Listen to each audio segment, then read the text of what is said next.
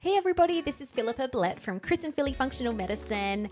I'm here to talk all about how to stay on track with healthy eating, whatever that might look like for you, while still enjoying Christmas. And I'm on a mission to end body burnout in parents, especially in mums who we have a lot of stuff that we need to do and that we're juggling. And so I know emotional eating can definitely play a role both in causing body burnout symptoms, but also it can be manifesting potential body imbalances.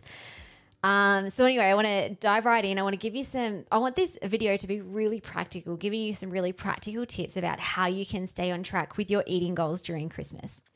So traditionally, Christmas is all about festivities and indulging. Think the creamy pavs, the punches, the big Christmas puddings, the barbecues, the roast, the endless amounts of food and drinks. It's just, so yummy. I personally love food and Christmas. So we've had a pretty massive almost 2 years with COVID and lockdowns and restrictions and being cut off from family and friends. And I just feel like now more than ever, there is this vibe in the air that people really want to let down their hair and just enjoy themselves this Christmas. And that is totally fine. This article or this video is not about me coming along as Penny Perfectionist, telling you that, you can only eat carrot sticks and hummus for Christmas. But I do want to show you that you can still achieve your eating goals and enjoy Christmas at the same time, whatever that looks like for you. And that's really empowering. So this video is especially for my clients or anyone else out there who are currently in the middle of a healing their body systems, where you may have been prescribed specific foods and healing diets that are part of your treatment plan. I think this will be really helpful for you types of people, or for anyone that just doesn't want to blow up all their healthy eating habits, over the course of this month. So I wanted to chat about my own journey when it comes to holiday eating. When I started my journey into healthy whole food eating, it was probably about 9 years back now. I had the best of intentions to stick to my healthy eating goals, even in the face of Christmas and birthdays and holidays and even the weekends. Yet time and time again, I kept getting tempted by all the old foods I used to eat and love. Sugar, cakes, and cookies have always been my weakness. And during, those times after I'd thoroughly binged out, boy, did my body know it. I would often feel inflamed for up to 2 weeks.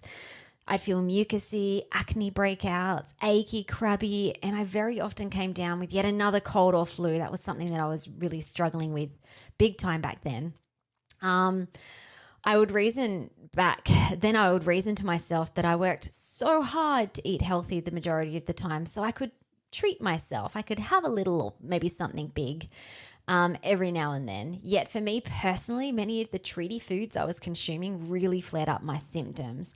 And I was also left feeling, heavy with guilt and shame every time I ate off plan.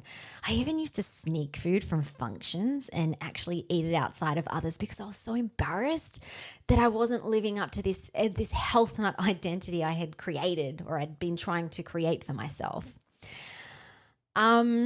Now, there is an amazing food dependency expert. Her name is Lynn Elliott Harding. She's based in America, and she says that it can take up to 5 years to overcome food addictions if you're actively working at it over that time. So overcoming food addictions and emotional eating often requires balancing body systems. I actually did another video about that last week, I think it was, as well as it often takes emotional and spiritual recovery. Now, this really put things into perspective for me. I noticed that 1 year into my functional medicine treatment plan, which involved deep healing my body systems, that things changed physically for me. I wasn't craving sugar. I wasn't stress eating. I had more control over what I ate and the choices that I made. The emotional, cultural, and spiritual recovery that often occurs when creating deep changes in eating patterns took much longer. Now, this is really interesting to me because at the 5-year mark, where I no longer succumbed, it was at the 5-year mark that I noticed I was no longer succumbing to binging out on all the food. I had established clear boundaries about what I chose to eat and what made my body feel good and what also brought joy to my soul. And at the 5-year mark, I was able to happily live within my love-made boundaries. It still kind of trips me out that I can go to lavish Christmas events and not be tempted at the slightest to eat all the cakes and the slices and the puddings, because that was like my nemesis, my big downfall.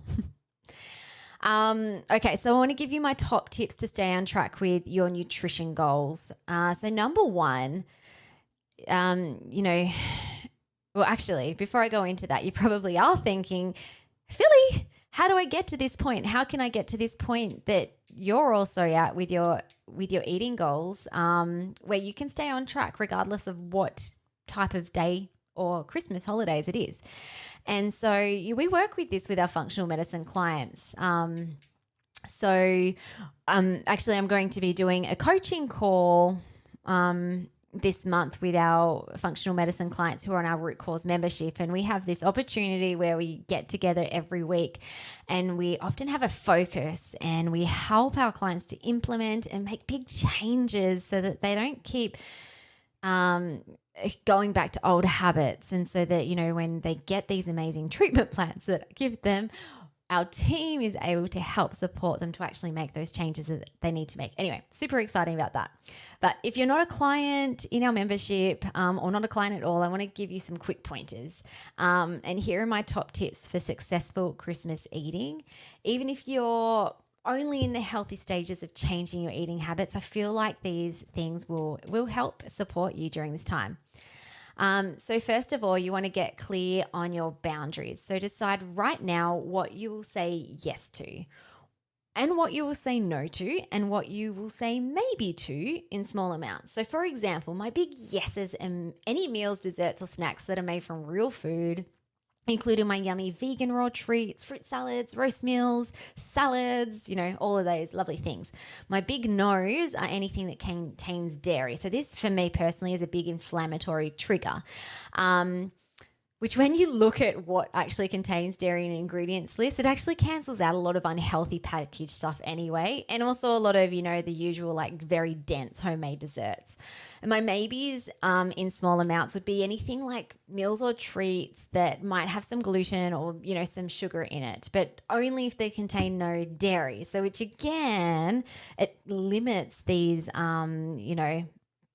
inflammatory foods for my consumption as well. So they're kind of my boundaries, and these boundaries really suit me well. My body feels really good after Christmas events or holidays or, whatever the function is. And I still have a bit of flexibility to eat some delish foods that maybe I might not usually eat. So I still feel like, I'm getting some treats in there, naughty treats.